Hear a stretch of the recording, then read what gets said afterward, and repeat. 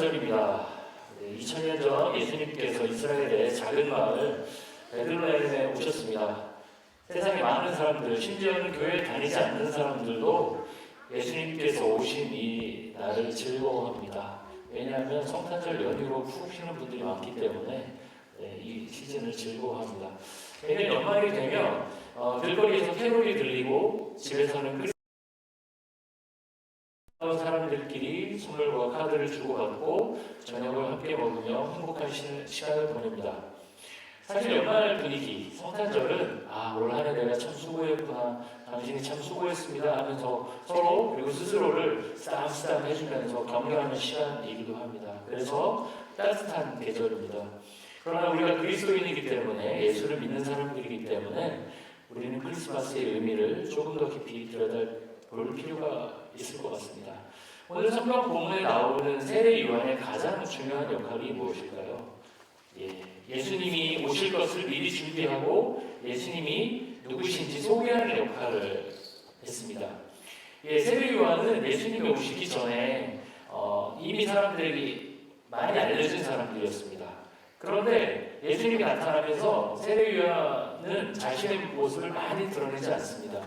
오직 메시아이신 예수 그리스도가 주목을 받도록 자신을 낮춥니다. 오늘 7절 말씀을 보면 예수님의 신발끈을 풀기도 어렵다고 말합니다. 저도 살면서 요즘에 허리가 조금씩 아프더라고요. 나이가 조금씩 들어서 그런지. 그래서 누가 신발끈 묶어주면 좋겠다 이런 생각을 해본 적이 있거든요. 그런데 이 세례 요한은 신발끈, 굉장히 허드렛 일이잖아요. 예수님 신발끈을 묶기도 자기는 부족하다, 그렇게 자신을 낮춥니다. 세례 요한은 성경을 통해 보면 굉장히 훌륭한 인물로 표현이 되는데요, 예수님이 등장하면서 굉장히 여러 가지로 마음이 복잡했을 겁니다. 자신에게 쏠렸던 인기가 예수님께로 가면서 상대적인 박탈감, 나보다 예수님이 더 인기가 많은 거 아니야? 이런 시기 질투도 있었을 겁니다. 그런데 세례 요한은 자신이 예수님 때문에 뒤로 밀리는 상황을 후회하지 않았습니다. 요한복음 3장 30절 말씀 한 구절 보면 굉장히 유명한 말씀인데요, 그는 흥하여야 하겠고 나는 쇠하여야 하리라 라는 말씀이 있습니다. 흥하다, 쇠하다. 흥하는 게 뭐죠? 이렇게 막 주목받고 인기를 얻고 이런 거고, 쇠한다는 건 뭐죠? 저 사람 누구야? 아무도 주목하지 않고 조용히 무대에서 사라지는 거겠죠. 세례 요한은 자신이 철저히 예수님을 준비하는 사람이다 라고 생각을 했습니다. 그리고 그 일이, 그 미션이 완수가 되면 자신은 사라지겠다라고 말합니다. 평범한 사람들이 하기에 참 어려운 결정 같습니다. 저를 포함한 우리 많은 사람들은 어떻게 하면 자신을 더 알릴까? 자신을 어떻게 하면 더 포장할까? 자신이 얼마나 더 이렇게 실제보다 더 멋진 사람을 보일까? 그렇게 애를 씁니다. 그런데 세례 요한은 그렇지 않았습니다. 자신에게 맡겨진 사명에 충실했습니다. 그리고 세례 요한의 사명은 끝이 났습니다. 세례 요한의 사명은 이렇게 끝이 났어요. 그렇다면 우리 각자에게 주신 예수님의 사명들이 있을 거예요. 그렇다면 우리에게 주어진 예수님을 믿는 성도로서의 사명은 무엇일까요? 저는 오늘 설교의 제목을 예수를 기다리는 사람들이라고 정해보았습니다. 예수를 기다리는 사람들. 오랜 기간 예수를 믿는 사람들은 예수님께서 다시 이 땅에 오실 것을 기대했어요. 특히 예수님이 돌아가시고 얼마 안 됐을 때 만들어진 초기 교회 사람들은 자신들의 인생이 끝나기 전에, 자신들이 죽기 전에 예수님이 다시 올 거라는 기대와 확신을 갖고 살았습니다. 그래서 십자가에 달린 예수님을, 십자가에서 달린 그리스도가 부활하셨고 그가 다시 이 세상에 오실 메시아라는 것을 끊임없이 증거했습니다. 그러나 어떻게 됐죠? 예수님이 승천하시고 2000년 동안 예수님은 오지 않았습니다. 그래서 잘못된 가르침을 전하는 이단들은 정확히 1999년 11월 1일에 올 것이다, 2012년 며칠 올 것이다, 이런 예언들을 많이 했었습니다. 그런데 그 예언은 모두 빗나갔습니다. 최근에는 그런 예언들이 쏙 들어갔습니다. 자꾸 그런 예언들이 틀리다 보니까 어떻게 됐죠? 사람들이 이제는 그런 예언을 믿지 않아요. 그러나 2000년 동안 예수님이 오시지 않았기 때문에 예수님이 다시 오겠다는 그 약속은 그냥 그리스도인들의 정신승리, 예수님이 올 거야, 올 거야, 올 거야 라는 자기 예수님들의 혼자, 예수를 믿는 사람들의 마음속의 승리, 정신승리일까요? 그렇지 않습니다.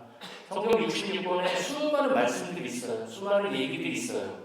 창조 사건 이후에, 그런데 그 말씀에 나와 있는 사건들이 창조 사건 이후에 이 세상 속에서 계속 실현되어 왔고 앞으로도 그럴 것입니다.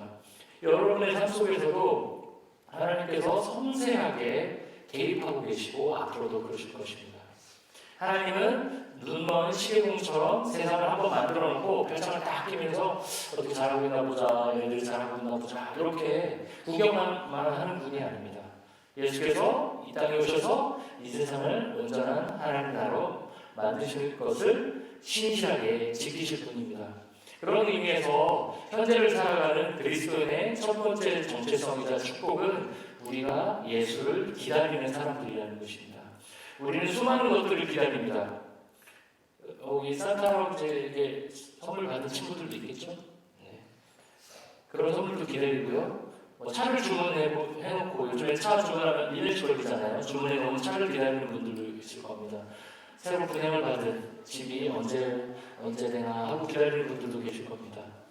그러나 그 어떤 기다림보다 우리 수많은 기다림들이 있지만 예수께서 이 예수를 향한 그 기다림은 우리의 삶을 획기적으로 바꿀 것입니다. 예수가 이 땅에 오신다는 것은 우리의 삶에 만연한 고통과 근심과 아픔이 사라진다는 것을 의미합니다. 서로를 향한 질투와 시기가 사라지는 것을 의미합니다. 세상의 모든 배고픔들이 사라지는 것을 의미합니다. 예수가 다시 오시다를 우리가 진정한 자유와 회복을 경험하는 날입니다.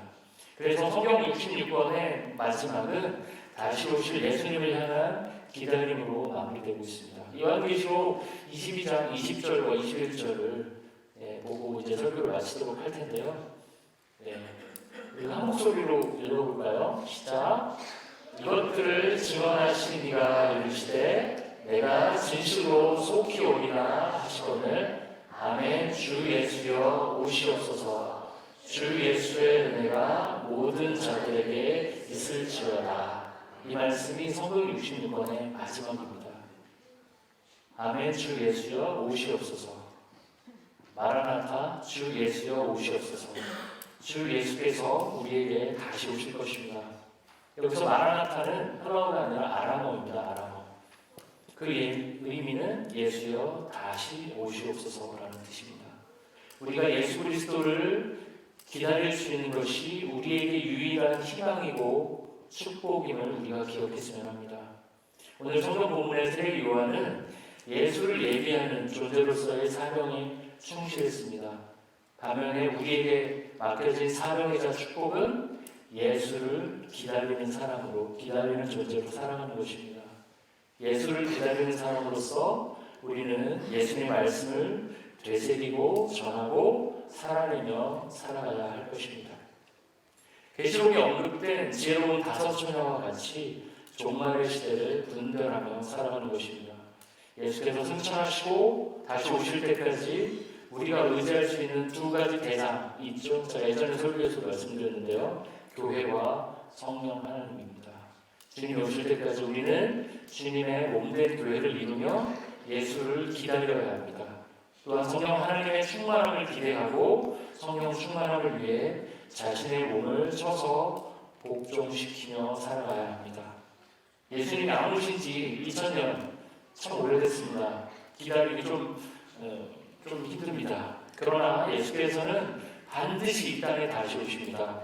그날까지 우리는 예수를 기다리는 사람으로 살아가야겠습니다.